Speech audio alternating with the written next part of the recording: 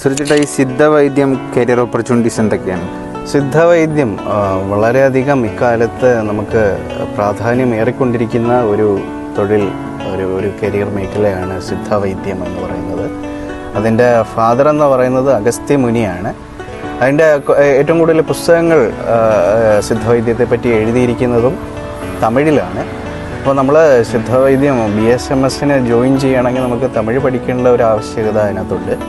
അപ്പോൾ ഇതിനകത്ത് മെയിനായിട്ട് നോക്കുകയാണെങ്കിൽ നമ്മുടെ 5 എലമെൻറ്റ്സ്, ഭൂമിയിലെ പ്രകൃതിയിലെ 5 എലമെൻറ്റ്സും നമ്മുടെ 5 സെൻസസിനെയും പറ്റിയാണ് മെയിനായിട്ട് നമ്മൾ ഇതിനകത്ത് പഠിക്കുന്നത്. അപ്പോൾ നമ്മുടെ NEET UG എഴുതി നമുക്കത് ക്ലിയർ ചെയ്ത് നമുക്ക് ഇതിൻ്റെ അഡ്മിഷൻ കിട്ടുന്നതിന് വേണ്ടിയിട്ട് NEET UG നിർബന്ധമാണ്.